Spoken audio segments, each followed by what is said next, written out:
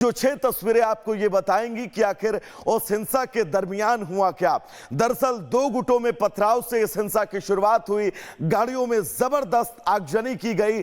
JCB जो वहां मौके पर मौजूद थी उसे भी फूंक दिया गया।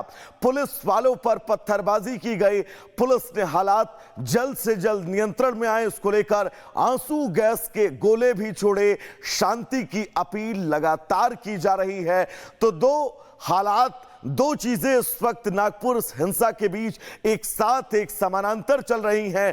पहली, इन दंगाइयों इन उपद्रवियों को उनके किए की सजा दी जाए, उन सभी उपद्रवियों को चिन्हित किया जा रहा है। तो दूसरी ये कि पुलिस का प्रयास ये है जल्द से जल्द इलाके में शांति व्यवस्था अमन चैन बहाल हो।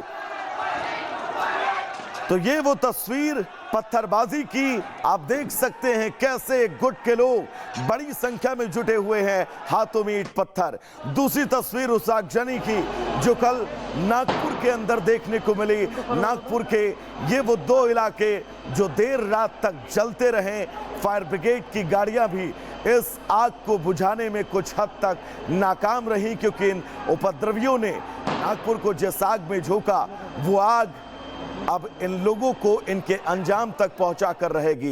वीडियो नंबर 3 और ये तीसरा वीडियो आप देख सकते हैं कैसे गाड़ी पर लात मारता एक शख्स आपको नजर आ रहा होगा। ये चौथा वीडियो पुलिस की टीम जब वहां पर पहुंची कि हिंसा पर काबू पाया जाए, नियंत्रण पाया जाए, हालात जल्द से जल्द नियंत्रित हो सके, लेकिन उस भीड़ पर भी हमला। 5वीं तस्वीर, ये तस्वीर आपको परेशान कर सकती है। एक पुलिसकर्मी जो अपनी ड्यूटी निभा रहा था, उस पुलिसकर्मी पर भी पथराव हुआ और इस पत्थरबाजी में वो घायल हो गया। उसके सर पर एक पत्थर लगा और वो पुलिसकर्मी अपने ड्यूटी निभाते हुए अपने सर पर हाथ रखकर वहीं बैठ गया। छठी तस्वीर बहुत अहम है दर्शकों। छठी तस्वीर में आप देख सकते हैं कैसे पुलिस इन दंगाइयों को, इन उपद्रवियों को काबू करने के लिए लाठी लेकर उन्हें सड़कों पर दौड़ाती हुई नजर आई कि इन सभी को इस सड़क से दूर भगाया जाए ताकि इस हिंसा पर, इस आगजनी उपद्रव पर पूर्ण विराम लगाया जा सके। 7वीं तस्वीर पुलिस का बल प्रयोग और पुलिस के बल प्रयोग की ये जीवंत तस्वीर। 8वीं तस्वीर बहुत अहम, ये वो तमाम आरोपी हैं जो आपको टीवी स्क्रीन पर नजर आ रहे हैं। इन्हीं आरोपियों ने नागपुर को कल देर रात तक जलाए रखा। बहुत ध्यान से इनके चेहरे पहचान लीजिए। यही वो चेहरे हैं जिन चेहरों ने नागपुर की शांति, नागपुर का अमन, नागपुर के चैन को जलाकर राख कर दिया। नहीं मारे सर, हमने माला मालिक।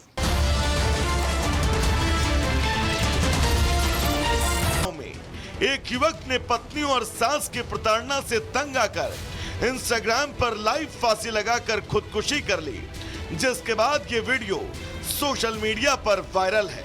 मेरा घर बर्बाद करने का कारण मेरी सास है, उसकी बेटियां हैं। बताया जा रहा है कि युवक की पत्नी अपने मायके में रह रही थी, जिससे वो परेशान था। युवक ने लाइव वीडियो में इस बात का जिक्र किया। पुलिस अब इस मामले में मृतक की पत्नी और सास से पूछताछ कर रही है। शिव प्रकाश तिवारी, लगभग उम्र उनकी 30 वर्ष होगी। इनके सुसाइड किया था। उन्होंने इंस्टाग्राम पर लाइव सुसाइड किया। प्रथम दृष्टया जो उसमें बताया गया है, सास पत्नी के विषय में वो बोल रहे थे, तो हम इसका परीक्षण कर रहे हैं। सुसाइड करने के लिए दोनों ही युवकों ने सोशल मीडिया का सहारा लिया। एक युवक जिंदगी और मौत के बीच जूझ रहा है, तो वहीं दूसरा युवक भगवान को प्यारा हो चुका है। लाइव सुसाइड की इन 2 तस्वीरों ने एक बार फिर से कई सवाल खड़े कर दिए। Bureau report, Republic Bharat. तो देश के 2 कोने से आई इन तस्वीरों ने तमाम सवाल खड़े कर दिए हैं, लेकिन अब आगे बढ़ेंगे और बात मध्य प्रदेश के सिंगरौली की करेंगे, जहां पर अवैध धर्मांतरण का खुला खेल चल रहा था। एक बंद कमरे के अंदर जब पुलिस ने छापेमारी की तो यकीन मानिए 50 से ज्यादा लोग ऐसे थे जिनको बहला फुसला कर धर्मांतरण के लिए उस कमरे में लाया गया था। पूरी खबर इस रिपोर्ट के जरिए। धर्म परिवर्तन करने के लिए प्रलोभन दिया गया। बंद कमरे में धर्मांतरण का खेल, हिंदुओं को ईसाई बनाने का षड्यंत्र, धर्मांतरण के खेल के कितने गुनहगार, बंद कमरे में रखे बाइबल और धार्मिक किताबें ये चीख चीख कर बता रही हैं कि यहाँ धर्मांतरण का गंदा खेल खेला जा रहा था। प्रार्थना सभा की आड़ में हिंदुओं को ईसाई बनाने की साजिश रची जा रही थी और इस पूरी साजिश का सूत्रधार एक सरकारी टीचर निकला। पूरा मामला मध्य प्रदेश के सिंगरौली जिले का है, जहां माड़ा थाना इलाके के करसुआ गांव में धर्म परिवर्तन का खेल धड़ल्ले से चल रहा था।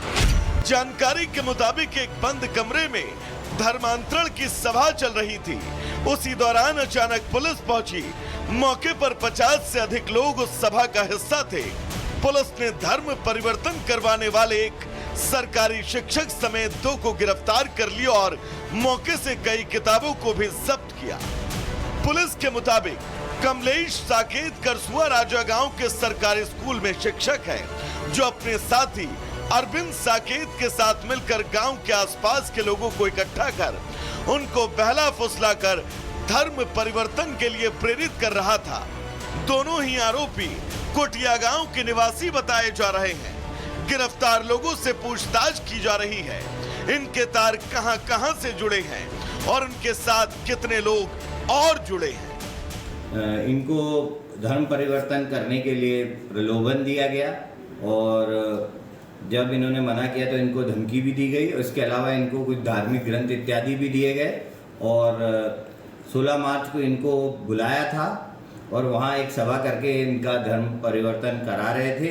अरविंद और कमलेश को गिरफ्तार किया गया है। सरकार की तमाम सख्ती के बावजूद धर्मांतरण गिरोह के हौसले बुलंद है और सिंगरौली के साथ साथ आसपास के जिलों में भी धर्मांतरण की घटनाएं बढ़ती जा रही हैं, जो पुलिस प्रशासन की परेशानी बढ़ा सकता है। Bureau report, Republic Bharat.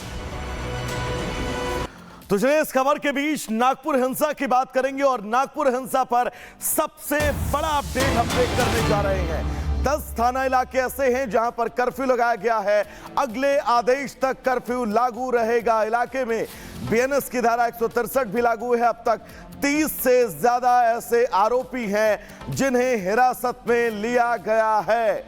उन सभी आरोपियों से पूछताछ की जा रही है। साथ ही पुलिस उन तमाम आरोपियों की भी धरपकड़ में लगी हुई है जिन्होंने नागपुर को पूरी रात सुलगाए रखा, जलाए रखा। नागपुर में जबरदस्त तोड़फोड़ की, आगजनी की, नागपुर को आग के हवाले छोड़ दिया।